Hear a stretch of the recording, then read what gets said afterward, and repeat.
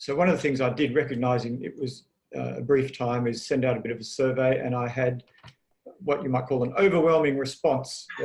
I was overwhelmed by the 2 responses I had, and I don't know whose responses they were, but so this is what I heard from people, essentially, the 4 questions across the top, and what interests us, and why is it important. But I think the more telling questions for me are those ones about what are the barriers. Well, we say collaboration, but do business as usual.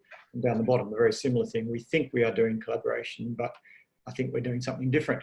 And the behaviours, control and being defensive. And what struck me about those is that it's not surprising that if we're in pink there, we're saying collaboration, but doing BAU, and our behaviour that I see is control. Well,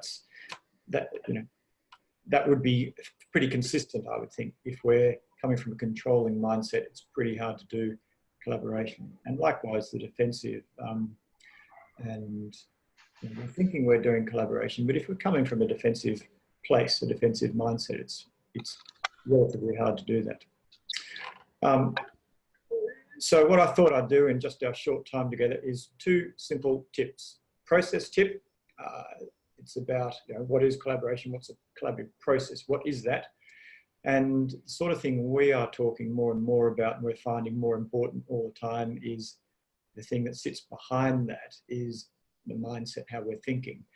And I think if we go back to these questions and these couple of answers there, being defensive, being controlling, that's the sort of thing. These are the mindsets that sit behind the behaviours that sit behind the collaborative process.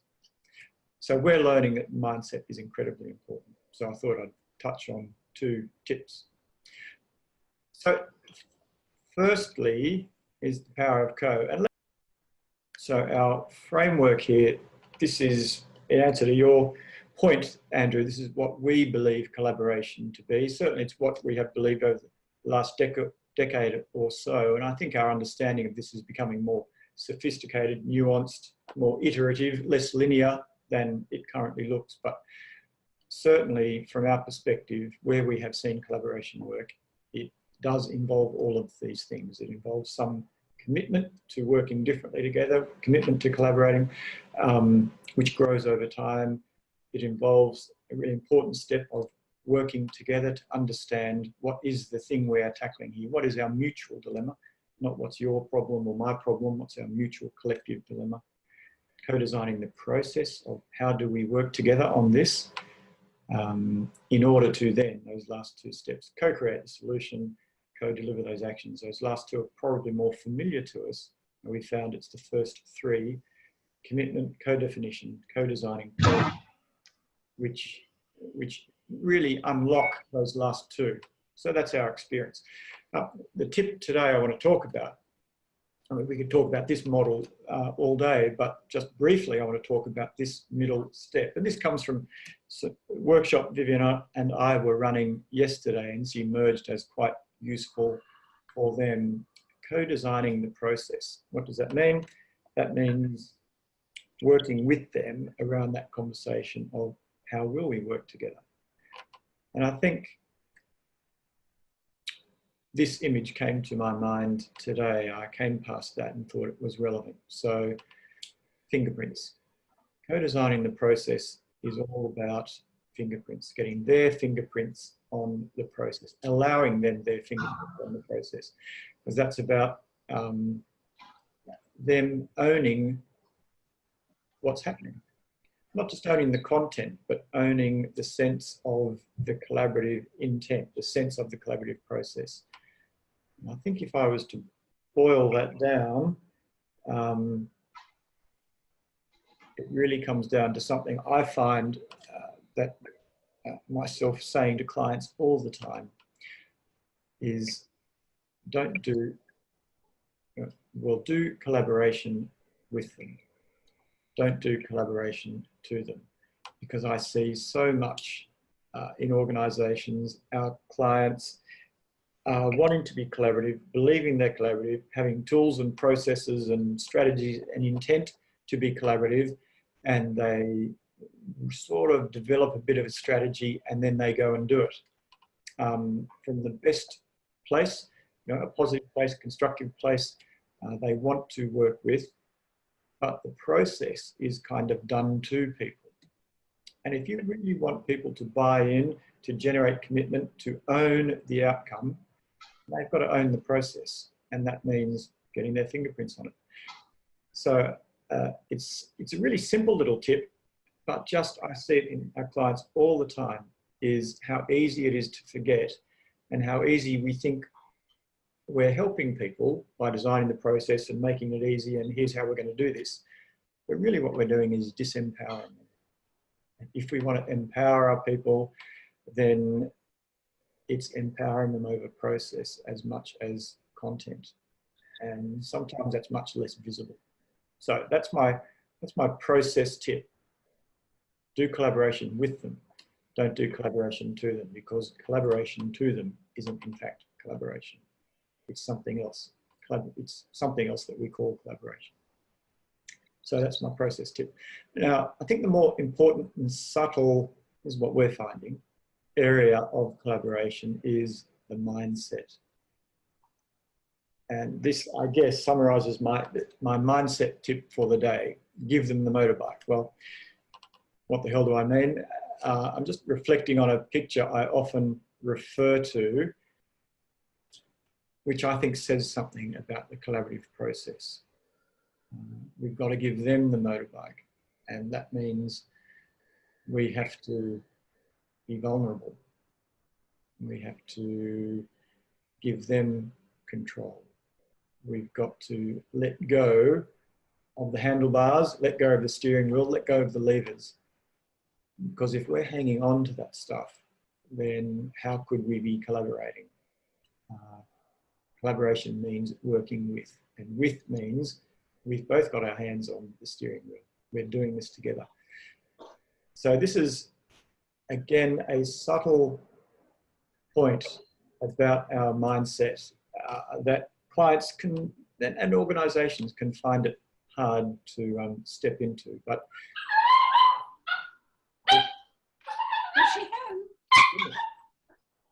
if I want to collaborate with them, then that means sharing control, letting go, trusting them. It means giving them the keys to the motorbike. And importantly, what that means is that it's really sharing the accountability. It's, if I can let go, give them the controls, then what I'm really doing, what I really want to do, what I hear all my clients talking about wanting to do, is I want to make them more accountable. I want them to take ownership. We often say that, our clients say it all the time, but their behavior is, but at the same time, I can't give them control of this process. I say collaboration, I do something a little different. So I think a really important tip for collaboration is to let go. And this is the mindset, to let go, to let them take the reins and to give them some control over their destiny in this collaboration. But, you know, as this picture illustrates, it's scary, feels risky, feels dangerous, can be hard to do. But unless and until we are doing that, can we genuinely say we are collaborating? And the question really is, to what extent can we do that? So to what extent can we promise collaboration? And I guess this is not a, you know, all or nothing. It's how, to what extent can we let go? How do we work in this direction? How do we move in this direction to give them some sense of control? So that's possibly 15 minutes without opening up my phone again and checking my time. Yeah, look at that, it's just about 15 minutes. I'm interested, just from your perspective, on question, a takeaway. I'll just go back and see if I can ensure people are all in. Allow to talk. Dum, dum, dum. So any thoughts or observations there? Sorry, I'm trying to I don't know, Karen, how to, I'm going to promote you to a panelist, whatever that means. Hopefully that means you can talk. Any thoughts, any questions, any observations about that?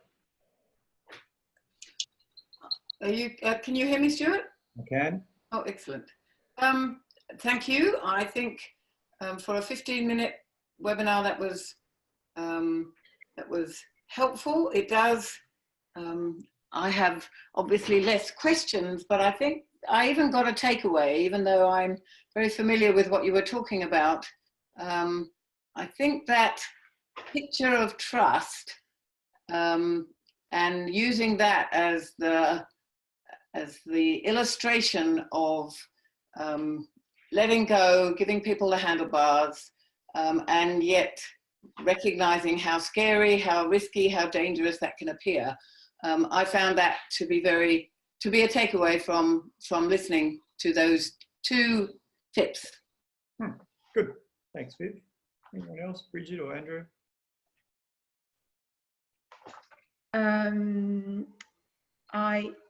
Yes, I was looking at that image, same as you, Vivian, and going, that is a very powerful image, because the the people are in a very vulnerable position, people underneath their motorbike. So I did find it a very powerful image that talks to me about the importance of trust. So yeah, it was very powerful. Good. I guess for me, it's helping the client to see what's possible from letting go. I'm guessing that's where part of our hardest work is, in getting to understand the value in the long term that's going to come to them. And